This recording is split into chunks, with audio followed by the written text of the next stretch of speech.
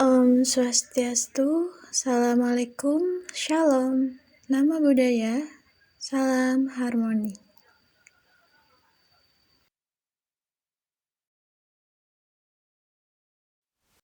Perkenalkan, kami dari kelompok 6 ingin mempresentasikan hasil diskusi kami, di mana kelompok kami terdiri dari 3 anggota, yaitu Perkenalkan, nama saya Abdulnafisa Bibina Brusbayang, NIM 1914101039. Perkenalkan, saya Sylvia Maharani dengan NIM 1914101060.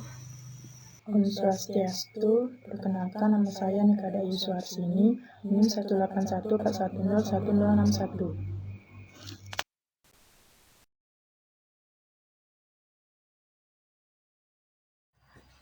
materi yang akan kami bahas yaitu mengenai nama domain dan digital signature.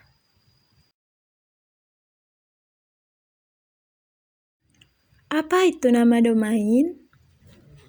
Nama domain atau domain name adalah identitasnya di jaringan atau internet, atau nama domain adalah alamat yang perlu Anda gunakan untuk membuka dan mengakses sebuah website. Nama ini mengarahkan web browser ke server yang menyimpan research website. Tanpa adanya nama ini, orang-orang harus mengetikkan alamat IP server untuk mengakses situs kita yang tentunya akan cukup merepotkan.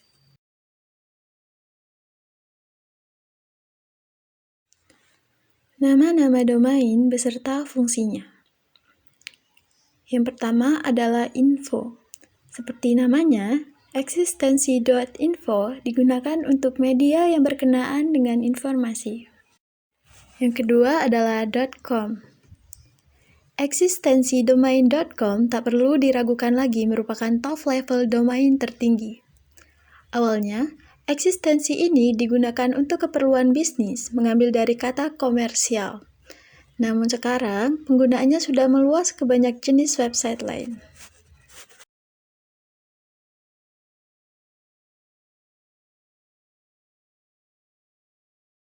Selanjutnya adalah biz.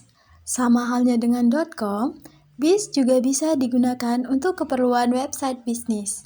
Tetapi perbedaannya adalah, jika .com lebih menitik beratkan pada perdagangan, .biz ditunjukkan untuk sektor bisnisnya. Kemudian adalah TV.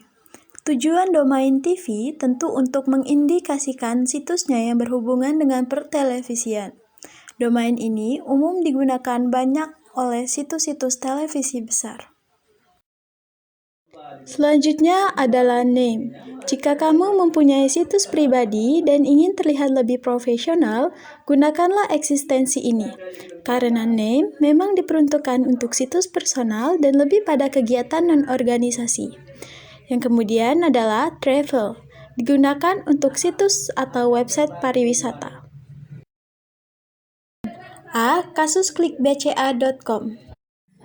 Kasus-kasus yang terjadi berkaitan dengan nama domain dalam skala nasional maupun internasional. Salah satunya yang dialami oleh Bank Sentral Asia atau BCA yang telah membuka layanan melalui internet atau internet banking mulai tanggal 30 Maret 2001. Selain nasabah dapat melakukan transaksi perbankan dengan mudah, program ini juga memiliki nilai efisiensi yang tinggi bagi BCA. Dengan moto seolah-olah nasabah memiliki mesin ATM sendiri, juga berkonotasi bahwa bank tak perlu melakukan investasi lebih banyak jika nasabah beralih ke internet banking. Sebab, anggaran untuk penyediaan lebih banyak mesin ATM dapat dikurangi, dan nasabah justru akan menggunakan fasilitasnya sendiri untuk bertransaksi, termasuk biaya-biaya yang menyangkut fasilitas internet untuk mengakses program internet banking tersebut melalui situs seperti yang ada pada PowerPoint. B. Kasus Audio Point versus e-corps dan perbandingannya dengan kasus tstv.com. Dalam kasus audiopoint.com, penggugat yakni AudioPoint yang berbadan hukum Virginia diwakili oleh Knopp, Martin, Olson, dan Beer, dan tergugat di sini yakni E-Corp yang berbadan hukum Indiana diwakili Ari Goldberger. Dalam kasus tstv.com, Penggugat yakni Toronto Star Newspaper yang berkedudukan di Toronto, Ontario, Kanada, sebuah perusahaan Kanada yang bergerak di bidang produser program-program televisi. Tergugat di sini yakni Virtual Dads yang berkedudukan di Windia Circle, Pinton Beach, Florida, USA.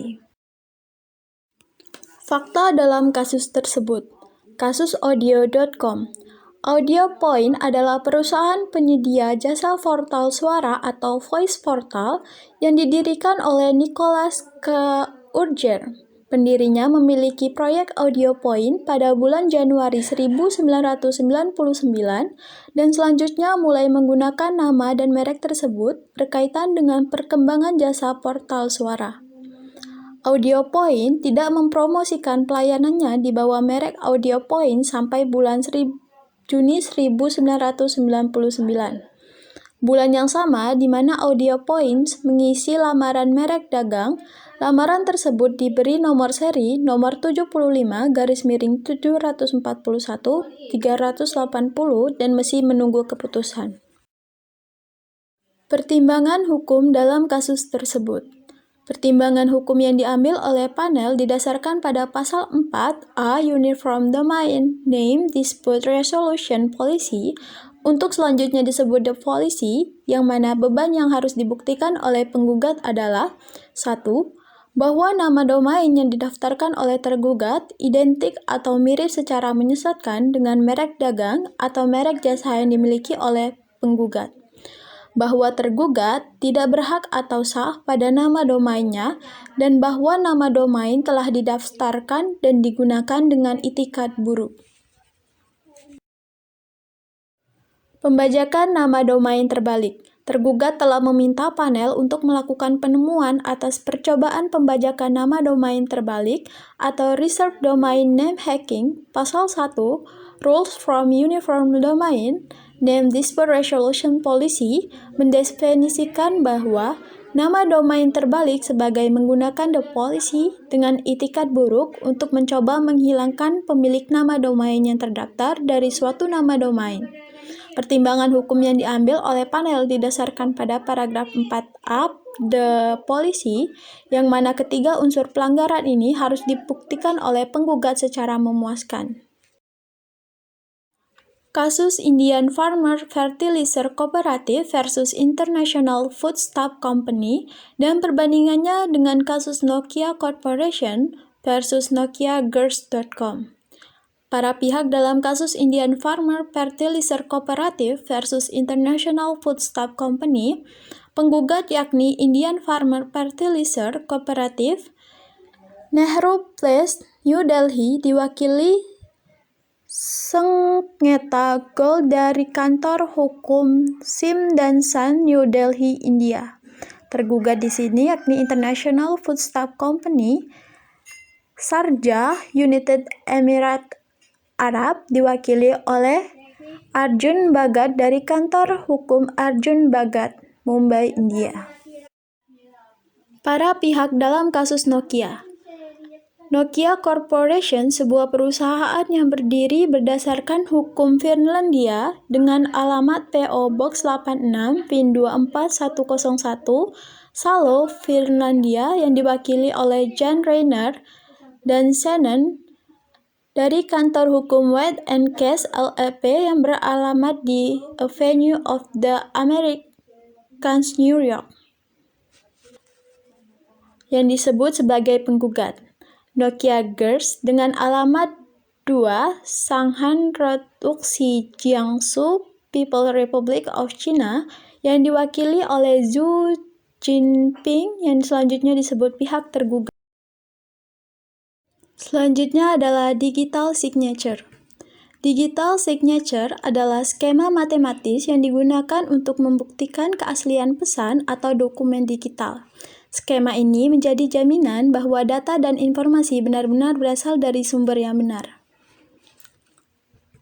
Manfaat dari digital signature adalah efisien, fleksibel dan praktis, handal dan akurat, tidak bisa dipalsukan, menekan praktek korupsi, sah di mata hukum, dan hemat waktu.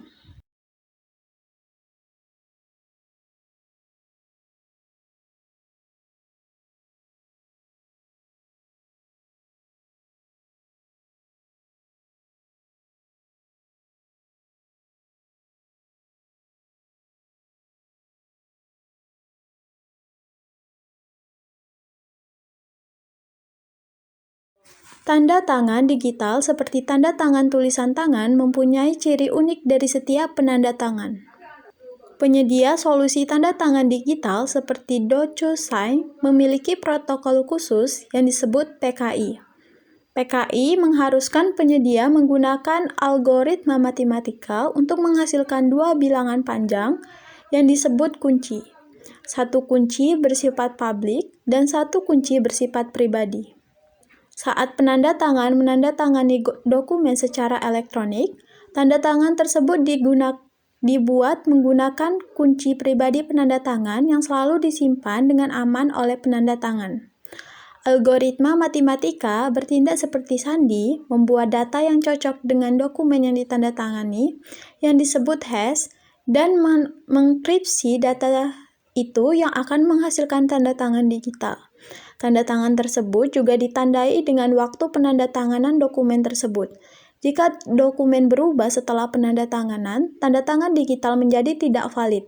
Untuk melindungi integritas tanda tangan, PKI mengharuskan kunci dibuat, dijalankan, dan disimpan dengan cara yang aman, dan seringkali memerlukan layanan dari otoritas sertifikat atau CA yang andal.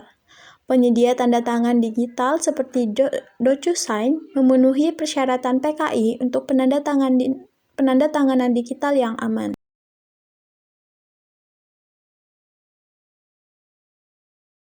Baik, kesimpulan yang dapat kami simpulkan dari diskusi ini adalah nama domain atau domain name, yaitu identitasnya di jaringan atau internet, atau nama domain adalah alamat yang perlu Anda gunakan untuk membuka dan mengakses website. Digital signature adalah skema matematis yang digunakan untuk membuktikan keaslian pesan atau dokumen digital. Skema ini menjadi jaminan bahwa data dan informasi benar-benar berasal dari sumber yang benar.